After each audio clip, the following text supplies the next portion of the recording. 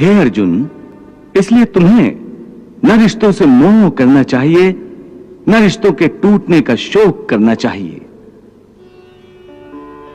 यही सांख्य योग का ज्ञान है कि मनुष्य को एक सन्यासी की भांति सोचना चाहिए कि ये सब रिश्ते नाते मोह को उत्पन्न करते हैं, और मोह इन रिश्तों को इतनी जोर से पकड़ लेता है जैसे एक लोभी पुरुष नदी में डूबते हुए भी धन की गठरी को नहीं छोड़ता।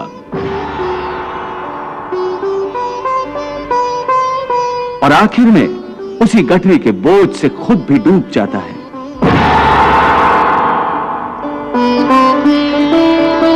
इसलिए अपने मन को सन्यासी बनाओ और इस मोह के बंधनों को छोड़ो, और इस बात पर ध्यान दो कि इस समय तुम्हारा कर्तव्य क्या है, तुम्हारा धर्म क्या है, और उसी के अनुसार कर्म करो।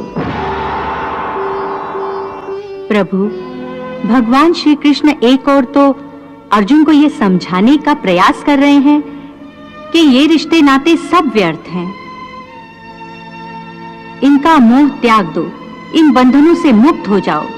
और दूसरी ओर वो अर्जुन को युद्ध करने की प्रेरणा दे रहे हैं, उसे सगे संबंधियों के विरोध हथियार उठाने को कह रहे हैं, उनकी हत्या करने को कह रहे हैं। देवी, अर्जुन को भगवान श्री कृष्ण का उपदेश ठीक ही है, इसमें शंका और संदेह की कौन सी बात है? प्रभु, युद्ध करना और अपने शत्रुओं की हत्या करना योद्धाओं का काम है, सन्यासी का नहीं।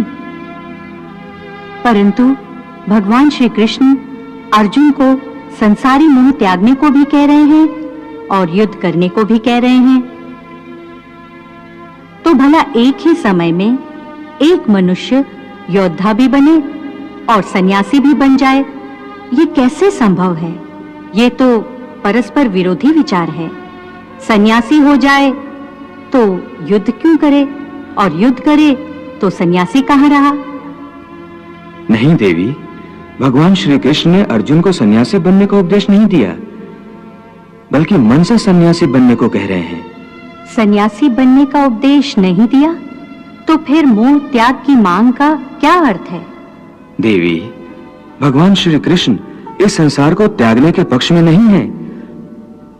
वो तो केवल ये चाहते हैं कि मनुष्य इस संसार में रहते हुए अपने कर्म के फल स्वरूप मिलने वाले समस्त भोगों का भोग करे, परंतु आसक्ति रहित होकर।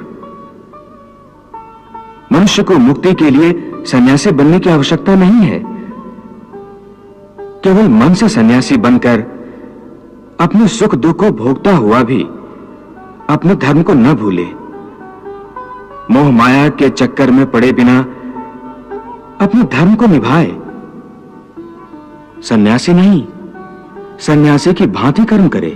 तो धर्म को निभाते हुए मनुष्य कर्म तो करेगा ही, और कर्म करेगा तो सन्यास को कैसे निभाएगा? देवी, यदि आप समझती हैं कि सन्यासी होने के बाद कर्म छूट जाता है, तो आपने भगवान श्री कृष्ण के उपदेश को समझा ही नहीं। हाँ प्रभु, बात स्पष्ट रूप से मेरी समझ में नहीं आ रही है, इसीलिए मैं आपसे समझना चाहती हूँ। देवी, ऐसा नहीं है जैसा आप समझ रही हैं। संसार में जीने के लिए हर प्राणी को कुछ न कुछ कर्म तो करना ही पड़ता है, जो उसके लिए अनिवार्य है, आवश्यक है। जैसे पेट की भूख मिटाना हर जीव के लिए अति आवश्यक है, यहां तक कि अपने पेट की आग बुझाने के लिए सन्यासी भी भिक्षा मांगकर गुजारा करता है। भिक्षाम देहि, भिक्षाम देहि। अर्थात ये कि कोई भी कर्म से मुक्त नहीं हो सकता, परंतु यदि भगवान श्री कृष्ण की शिक्षा को समझ ले तो मनुष्य कर्म करते हुए भी कर्म से मुक्त हो सकता है। प्रभु, कर्म करते हुए कर्म से कोई कैसे मुक्त हो सकता है? जैसे स्वयं भगवान श्री कृष्ण। हाँ देवी, मानव अवतार में भगवान श्री कृष्ण का जीवन और आचरण समस्त मानव जाति के लिए संसार में रहते हुए सन्यासी होने का एक उत्तम उदाहरण है। उन्होंने संसार में रहते हुए धर्म समझकर कर्म किया, जय पराजय अथवा फल की चिंता कभी नहीं की। इसलिए जब आवश्यक हुआ युद्ध भी किया, कभी हारे कभी जीते, परंतु उनके चेहरे पर वही मुस्कान और उनके हृदय में वही शांति रही। वो चाहते तो विजयश्री की माला हर बार उनके गले में होती।